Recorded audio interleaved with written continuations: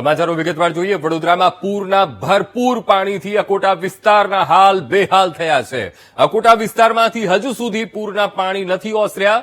વરસાદના વિરામ બાદ શહેર ભાજપ પ્રમુખ ઘરેથી બહાર નીકળ્યા છે અને ટ્રેક્ટરમાં બેસીને શહેરીજનોનો હાલચાલ પૂછવા નીકળ્યા છે આ નેતાજી। ત્યારે બીટીવી ન્યૂઝ સાથે ભાજપ નેતા વિનય શાહે ખાસ વાતચીત કરી અને અસરગ્રસ્ત વિસ્તારોમાં રાહત સામગ્રી પહોંચાડાશે તેવું પણ કહ્યું અને શહેરના વોર્ડ પ્રમાણે રાહત કીટ તૈયાર કરવામાં આવી છે તેવી પણ માહિતી આપી અને સાથે પ્રજા માટે રાજ્ય સરકાર સંવેદનશીલ છે તેમ પણ કહ્યું અને સાથે સ્થાનિક સાંસદ અને ધારાસભ્યને સાથે રાખીને સરકારને રજૂઆત કરીશું, અસરગ્રસ્તોની સમસ્યાના ઉકેલ લાવવાનું આયોજન કરીશું, આ પ્રકારનું તેમણે નિવેદન આપ્યું।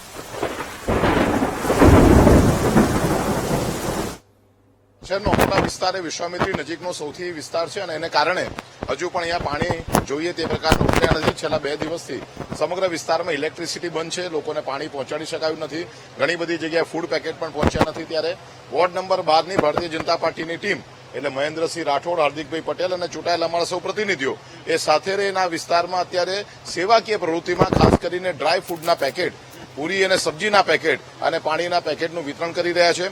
તો સાથે સાથે માનનીય મુખ્યમંત્રી શ્રી ભૂપેન્દ્રભાઈ પટેલ સાહેબ, અમારા ગુજરાતના યશસ્વી અધ્યક્ષ માનનીય પાટીલ સાહેબ અને અમારી સંગઠનની ટીમના માધ્યમથી આજથી જે લોકોના ઘરોમાં પાણી ઘૂસી ગયા છે એ લોકો જ્યારે પોતાના ઘરે પાછા જાય તે વખતે એમને મુશ્કેલી ના પડે એટલા માટે ભારતીય જનતા પાર્ટી અને રાજ્ય સરકારના માધ્યમથી કીટના વિતરણના કાર્યક્રમ શરૂ કર્યો છે। દરેકે દરેક વોર્ડમાં એટલે ભારતીય જનતા પાર્ટીના 19 ઇલેક્શન વોર્ડમાં અમે કીટ બનાવવાની શરૂ કરી છે। આ કીટ જે વિસ્થાપિતો છે એ લોકોને સૌપ્રથમ આપવામાં આવશે ને ત્યારબાદ બીજી કીટ જે લોકોને પોતાના ઘરમાં પાણી ઘૂસી ગયા છે, જે લોકો અત્યારે પોતાના ઘરમાં એમની પાસે કોઈ સામગ્રી નથી, એ લોકોના કીટ વેચવામાં આવશે।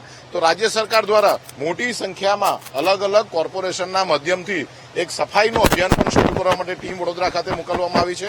ગઈકાલે માનનીય મંત્રી શ્રી ઋષિકેશભાઈ પટેલ, માનનીય મંત્રી શ્રી જગદીશભાઈ વિશ્વકર્મા એટલે કે જગદીશભાઈ પંચાલ સાહેબ એ લોકોએ આખા દિવસ દરમિયાનમાં વડોદરામાં રહી વડોદરાની સ્થિતિનું આકલન કરી માનનીય મુખ્યમંત્રીશ્રી અને સરકારના અન્ય લોકો સાથે પરામર્શ કરી અને મને કહેતા આનંદ થાય છે કે મોટી સંખ્યામાં સફાઈની ટીમ જ્યારે અહીંયા મોકલી છે ત્યારે વડોદરાના વિસ્તારના જે લોકોને મુશ્કેલી પડી છે એ મુશ્કેલીમાં એમની સાથે ઉભો રહેવા માટે ભારતીય જનતા પાર્ટી હંમેશા તૈયાર રહી છે। અને થઈ રહ્યો છે હવે પાણી ક્યારે ઉતરશે? હજુ પાણી છે, શેનું કારણ શું બન્યું? આ શું આપ જોઈ શકો છો કે પાણી ઉતરવાના શરૂ થઈ ગયા છે। ગઈકાલના દિવસને આજના દિવસમાં આપ જુઓ તો ઓછામાં ઓછું 4 ફૂટ જેટલું પાણી ઉતરી ગયું છે। અમને એવું લાગે છે કે સાંજ સુધીમાં પાણી સંપૂર્ણ ઉતરી જશે જો કોઈ પ્રકારનો વરસાદ ના પડે તો। પરંતુ પાણીના 2 મુખ્ય કારણોમાંનું એક કારણ એ વિશ્વામિત્રી નદી છે અને બીજું કારણ ઉપરવાસનો વરસાદ છે।